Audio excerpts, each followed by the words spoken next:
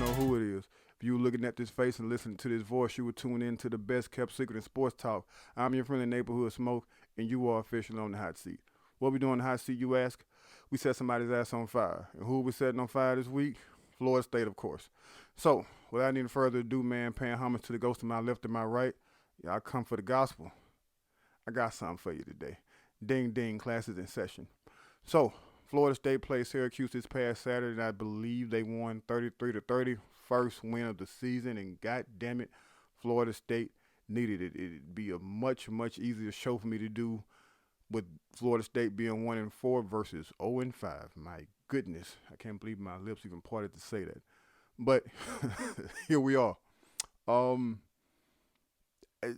I didn't talk to you all last week because what the hell was that to talk about, right? I told you all the week prior to, the show prior to, that I can't keep coming to you regurgitating information that I keep saying week after week as far as what I see on the football field and what I think is going on with the program. So it's not like this week is going to be any different, but there is something that is scratching my head about this football team that I just can't understand. And in order for these things to work, one party has to be married to the other party. And it seems as if they're not. And I don't mean a position group not helping this position group on the field. I don't mean the offense not helping out the defense and vice versa. I can't understand for the life of me why the players and the coaches cannot come together and produce something that's worth seeing every Saturday. That is the biggest clusterfuck of not getting along I've ever seen. And I don't mean not get along personally. No, that's not what I'm saying. What I'm saying is the players don't do the coaches any favors, and in return, the coaches don't do the players any favors. I've seen this before, different levels of football, but this, people, I'm literally at a loss for words. I'm running out of superlative to describe this shit. Don't get me wrong. I'm not saying one is more at fault than the other because I think there's enough or at least equal enough blame to go around. For example, coaches don't muff punts, right? Coaches don't stand there, gaze the return team, stare at the ball in the sky and drop it. It's not what coaches do.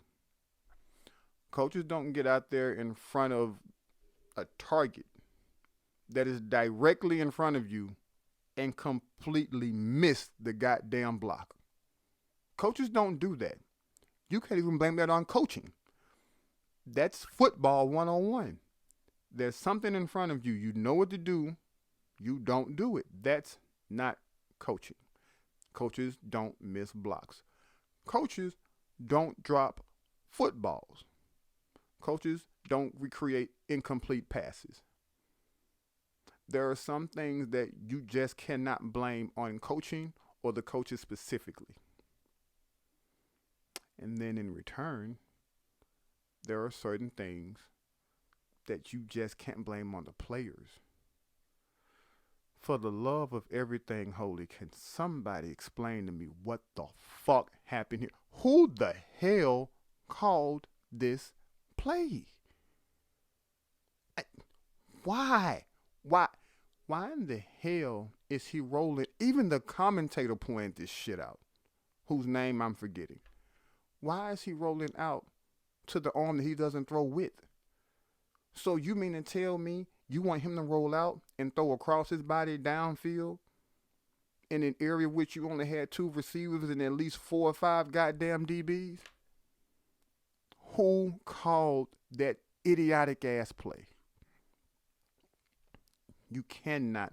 If Jordan Travis would have let that ball go and it would have got picked off, I would not have no quarrel with him. None whatsoever. Because the play should not have been called. The coaches do not do a good enough job of putting these kids in position to succeed. And even if you want to talk about execution, execute that motherfucking play. What were you trying to do? How many times are you going to call these screen passes to the goddamn sideline and it not work. I understand the idea of the play. It's essentially a running play. You want to get the ball in your playmaker's hand, and it's a numbers game out there in space. I understand it. It's not working. How many fucking times are you gonna do this shit? How many times are you gonna go to the well and there's no water in the well? There are so many moving parts for that play to work that I just haven't seen Florida State do consistently. You have to first get the exchange from the center to the quarterback, right? It's been a struggle for the last few years. The quarterback has to throw the ball. Do I need to really talk about the passing for this goddamn team? I thought not. The receiver, whether it's a running back or a wide receiver, has to catch the ball. Florida State isn't very good at that. Once he catches the ball, even while the ball is in air, you have to hope and assume that his convoy is in place. Number one, and number two, they're laying hands on people. Number three, they're actually going to block them. And if all of that shit goes right, that player, that playmaker, is going to have to find the spaces, the creases to hit and create a big game. That shit just doesn't happen for a myriad of reasons. But it doesn't. So why in the hell do you continually call that play? I'm not saying, again, those type of plays don't need to be called. But if what's going on there is continually producing negative yards, 0 yards, 2 yards, 3 yards, 4 yards, why not do the safe thing here and run the fucking football? Why are you making the easy hard? A lot of times in what you'll see, especially in college, is there won't be any adjustments made until halftime. Listen, man, you can adjust on the fly. It's okay. That the first 2 or 3 times that goddamn play didn't work, you probably should have scratched it. Even if because you didn't try it with the same personnel each time. You tried it with different pieces of personnel. Shit didn't work. That's not the player's fault. That's the coach's. I get it. I understand the philosophy behind it. I cannot stress that enough. I do understand the philosophy behind that play. It's not working. Why keep running it? Found out probably an hour prior to that Jordan Travers was going to be named the starter. That was a head scratcher until I found out that Mackenzie Milton didn't practice the entire week. I'm not sure if he was hurt. I'm not sure if he was an unhealthy scratch. I have no idea. But if he was a healthy scratch, because he was there. He was listed as a number 2 quarterback. He had his helmet on for a good bit of the game.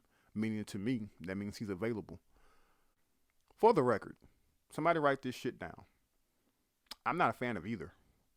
Right? I don't think that Jordan Travers is better than Mackenzie Milton, and I don't think Mackenzie Milton is just setting the goddamn world on fire. But here's why I prefer Mackenzie Milton over Jordan Travers. Call me crazy. Call me old-fashioned. I like for my quarterback to be able to throw the goddamn football. That's it. That's it. No other reason why. I like for my quarterback to be able to throw the fucking football. And like I alluded to earlier, I didn't allude to anything. I said it. I'm not saying Mackenzie Milton is setting the world on fire, but without a shadow of a fucking doubt, he is a better passer than Jordan Travers. When Mackenzie Milton gets into a groove, when he gets into a rhythm, that offense runs very smoothly and very efficiently. Those rhythms usually get derailed by one of two things: putrid play calling, or at some point there's a down and distance issue. Speaking of which, Florida State is a down and distance football team. What do I mean by that? I'm glad you asked. Now, don't get me wrong. Florida State has cut down on the penalties lately, right? But for the most part, Florida State will find some way to get behind the chains. Florida State will find some way to turn second and 9 into third and 13. They'll find some way to turn first and 10 into first and 15. They'll find some way to turn second and 6 into third and God knows what. The issue with that is I trust a quarterback to get out of those ruts with his arm versus his leg. See it? You get it now? I believe that when you are a team that continually shoots itself in the foot like Florida State does, you need someone who's able to pass out of those predicaments. I don't trust Jordan Travis to do those things regularly. Yes, he will do it here and there. He did it at the end of the game. He turned nothing into something. I had no fucking faith he was going to win that game. None. In the flow of the game, I remember Jameis Winston did this regularly. He got Florida State out of ruts. Well, when you look at Jordan Travis, he's limited. Not only is he limited, he makes you all the more predictable to defend. I think when you have Trayshawn Ward back there and you have Jashawn Corbin back there and you have somebody like McKenzie Milton, I think the defense is able, they have to guess more. Or you put it in the position to guess more. When you have Jordan Travis back there, you don't. You have a great idea of what's going to happen. The only guessing is which way it's going to go. And hell, the hash will tell you that, or the alignment will tell you that. But how many times, and be honest with yourselves, guys, the people who saw this game, ask yourself how many times you knew what Florida State was going to do and what side of the field the ball was going to. I did it in the first half alone. I did it countless times. I was wondering how some players were working because they would. And it ain't just me watching Florida State week after week. I'm just saying, as a football fan, you know these things. If you watch football, if you watch football consistently, you know what's going to happen when you see this formation. You know what happened when there's a down and distance and they line up like this. Florida State ain't. They're not trying to trick you. They really aren't. So when I say I prefer McKenzie Milton, it's only because I don't know how long Florida State can sustain this. Because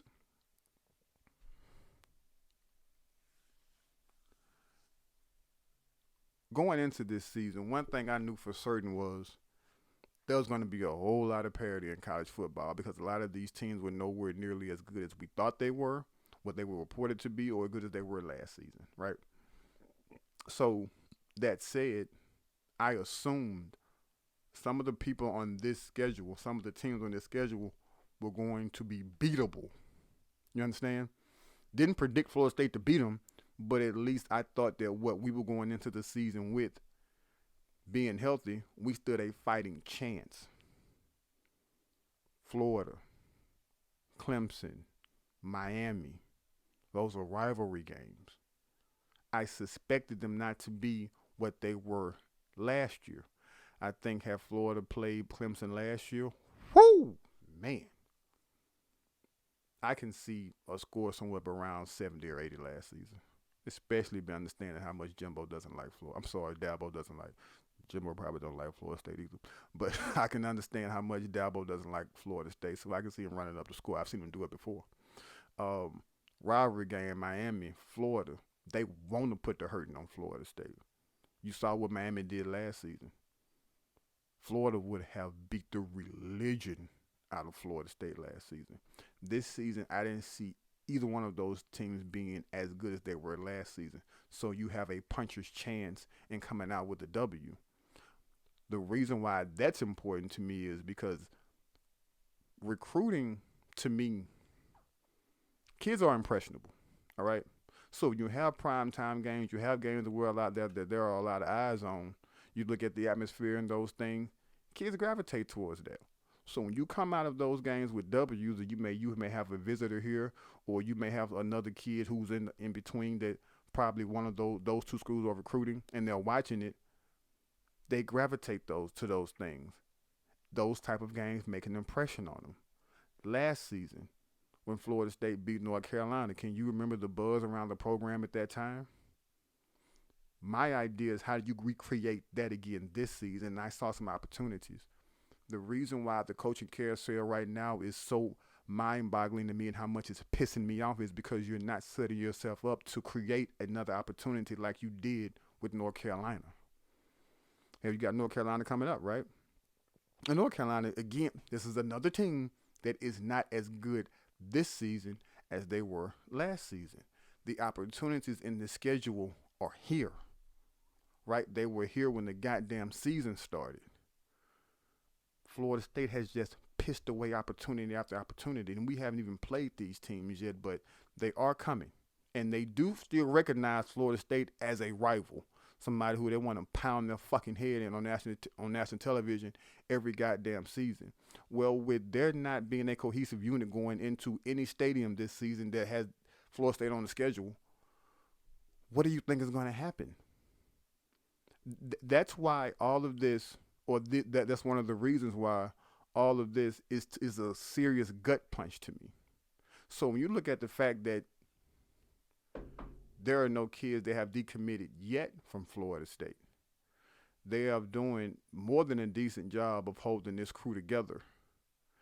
How do you maintain some level of interest from these kids? You go out and you beat a Miami, you beat a Florida, you beat a Clemson, you beat a North Carolina. I'm telling you, if the coaches and the players don't get their shit together collectively,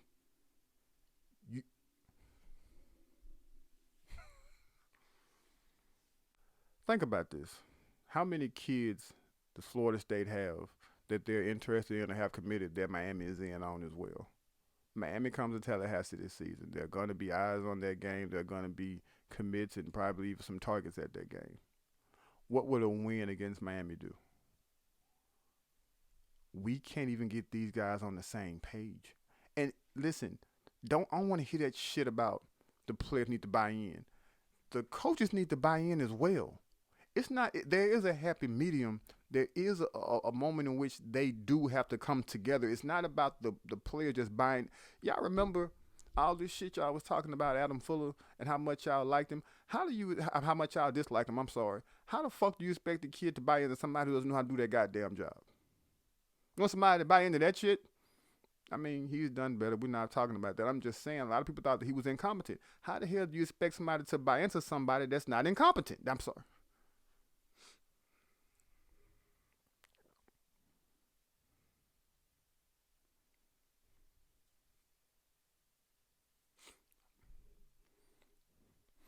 Think about this.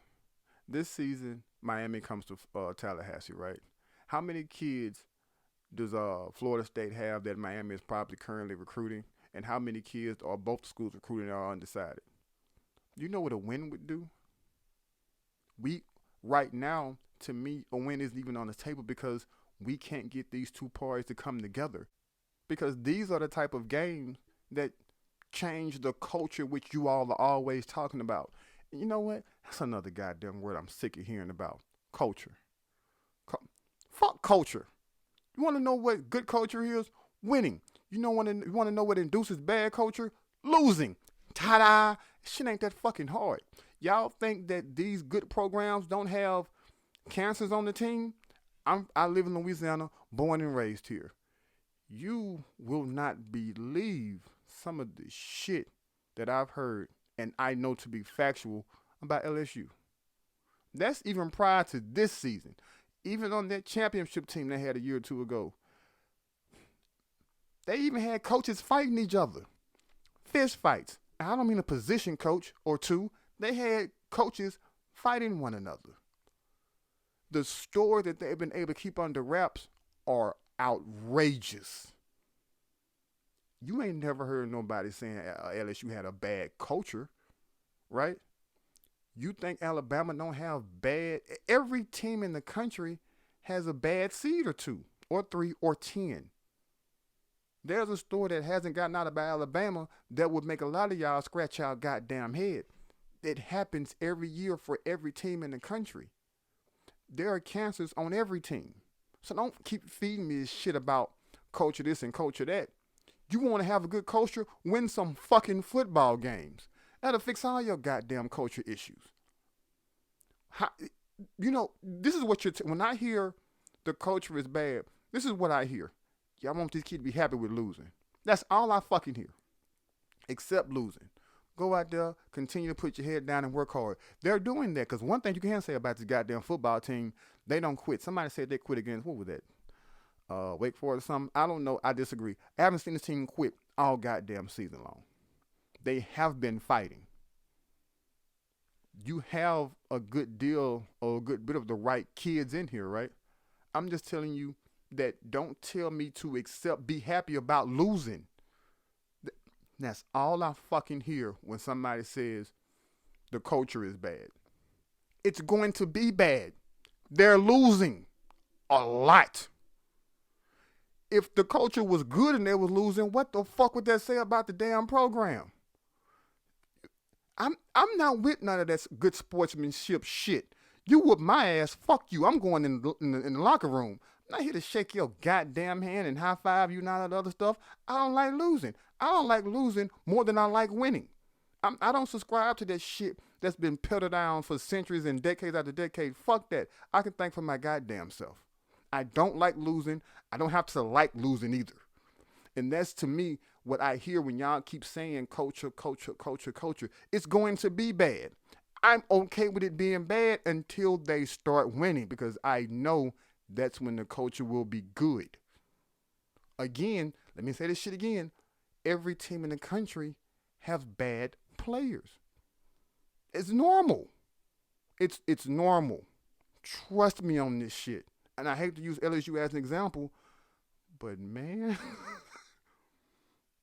it's some stories about LSU that will blow y'all fucking mind. But outside of this other shit they got going on, you've never heard anything in relation to LSU that said that the culture was bad there. You're wasting your breath, and you're wasting points. It's almost like, to me, it's a moot point. The points you all are trying to make as it relates to kids and the culture and to be honest with you, he gutted a lot of what they said the culture problems was. Mike Novella, speaking of, he gutted a lot of the culture, the bad apples, right? How many times have we had to say that this is his team? You handpicked this team. You recruited these players. You recruit them in the transfer portal. All these kids yours. If the culture bad, what the fuck they say about you? I'm not concerned with that. I'm concerned with the players finally helping the coaches and the coaches finally helping the goddamn players. Until that happens, until these two entities marry one another, they're going to continue to do everything the hardest fucking way possible. That won't change. The coaches have to do a better job of putting these kids in position to win, and these players have to do a better job of knowing what their fucking assignments are and doing their goddamn job. It'd be different if one was happening and not the other. Then the conversation changes. But right now, it is a clusterfuck of you not helping me and me not helping you. People, what are you expecting here? What do you think is going to... When Clemson unranked, right? They haven't looked sharp all season. I just saw Syracuse go 30 points. You know, like, I don't give a fuck how sharp you think a team isn't. When they play Florida State, something changes in them. We had Jack Cohen look like a Heisman front runner in the first game of the season. That son of a bitch was dropping. Dime after dime after dime. Did he even finish the goddamn game Saturday? The last few times he's taken the field, I'm thinking to myself, this motherfucker suck. You know, it's the reason why Wisconsin didn't really want him around. He's not very good. That motherfucker was awesome September 5th. He was awesome September 5th. So whatever you think is just in relation to the rest of the schedule, whatever you think, you know, because y'all make these game predictions as if the other team just not gonna show up, right? Like, you know, you should have heard the game predictions. I'm pretty sure y'all heard them coming in the Syracuse game, right? They were making predictions like Syracuse just wasn't gonna come to the football game. Y'all know they gonna play, right? So North Carolina, Y'all know Carolina gonna be at Carolina when Florida State get there, right? Teams look different when they play Florida State. That's just the nature of the beast right now. And you can't just continue to blame it on coaches.